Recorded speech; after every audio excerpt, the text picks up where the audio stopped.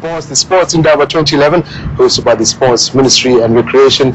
I'm joined now by Mr. Fikile Mbalula, Minister of Sports, to speak to us and tell us exactly what has been happening since it began yesterday. And I know that the Deputy President of the Republic opened with an address. One most important critical thing that he said yesterday, Mr. Mbalula, is that sport is in a slide.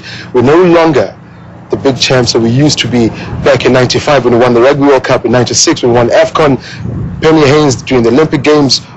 It has gone wrong and we need to fix it soon. Well, I'm saying that the Sports Indaba, among others, it's about fixing our sport, actually going forward, and to ensure that we align our plans through the National Sports Plan. I'm quite elated and excited about the discipline, the focus that delegates have displayed in the Sports Indaba. We sort of have a singular mind of ensuring that we want to take sports forward. This is like a comrades marathon. It's not a 100-meter, 200-meter. It's a comrades marathon, and the journey begins. And I think in the past years, you will realize that the agenda for sport was wittingly or unwittingly seriously undermined, in a sense that sport was pushed to the periphery as an insignificant tool for development in our country. And yet sports is very powerful when it comes to social cohesion and nation building. And we are right on track in that comrades marathon to ensure that we bring back sports to where it actually belongs, as a significant tool at the disposal of the democratic state to unite and advance the cause of ensuring that we build social cohesion and address issues of the social fiber among young people in our country through sport. Speaking about that, your pet project, if I can put it that way, when you took up office, was bringing back school sports, which is very important as a feeder scheme looking ahead at national teams. How is that going so far? I know that you did start the project quite a while back, and after dealing with you throughout the months and since you took office, it's something that you're really passionate about. School sport is part and parcel of our programs, and here in the Sports Indaba, people have discussed that. We've finalized the framework with education. Next year, January, 12th of January, we're kicking off the structured school sport program next year, 2012. So I'm also excited about that project, that it is finally coming to fruition. People were telling me stories when I came, it will never happen, this will not happen. Who actually made up things to actually happen? It is us, and we are here to make things happen. And we've got this framework. We'll have policy development in the long run, and then we're looking at issues of funding and asking Lotto to come on board with regard to kick-starting our program of school sport. So there's going to be a revolution next year in schools, not only for extramural activities, but for talent scout and talent nurturing. So it's going to be a beer of activity. We don't want any school to be left out of the program of school sport. Speaking about the lottery and funds, that is also very important, looking at spreading the word, getting sports to Umsinga in the rural areas of this country, where a lot of facilities are non-existent. How are we going to go about that? Obviously, government must come on board. The lottery board has said will come on board. I know that in the past, having traveled to Olympic Games, for example, you find that Australia would put in $300 million into swimming alone, and hence they're so good when it comes to aquatics. How do we plan to structure our development and our funding of our sports? No doubt. If ever we want to become a winning nation, of which we have been, out of the tenacity of South Africans and the players and the athletes, we have shown that with mega resources we can make it. People demand so much success of a winning nation, and yet we've got mega resources. Yeah, in terms of the plan, we're aligning everything of what we have.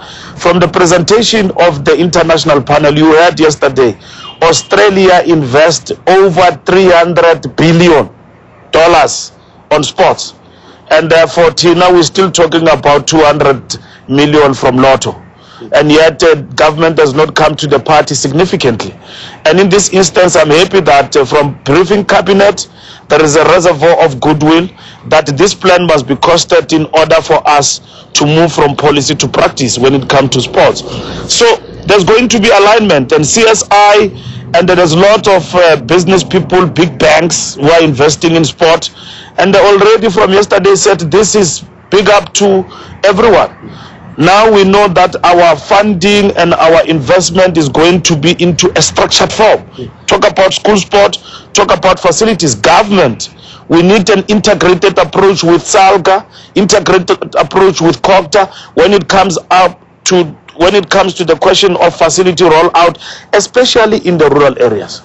Now, Mr. I think the one thing that also a lot of people would like to know from you, how far are we with the whole cricket saga, to the South African football saga as well? We're not happy at all. A lot of questions, people out there want to know what the ministry's plan to do about it. We do know that there's inquiry obviously on the cricket. Maybe you would not want to comment on that as of now, but how can we show people at home that the ministry is looking into it for the best of, for the goodness of the country? Cricket is on track. As you know, last week the judge made an announcement that there were written submissions that were being made, and then there were advertisements that were running, inviting everybody to participate in the process. It's still not late.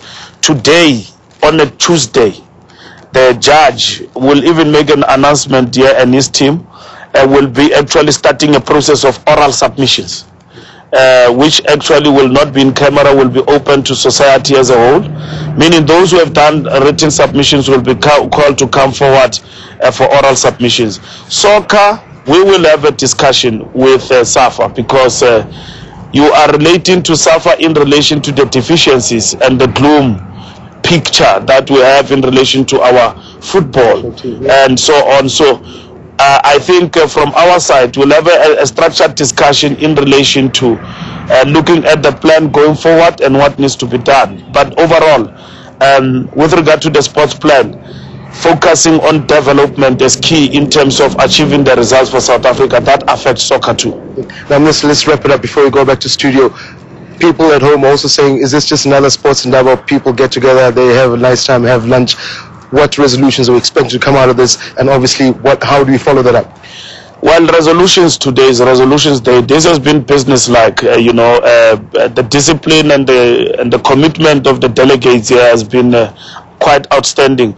So today you'll get all the resolutions, and we're starting with that particular process of getting the resolutions from the commissions. Yesterday after lunch, the whole up until into the evening, some of the commissions were to stop.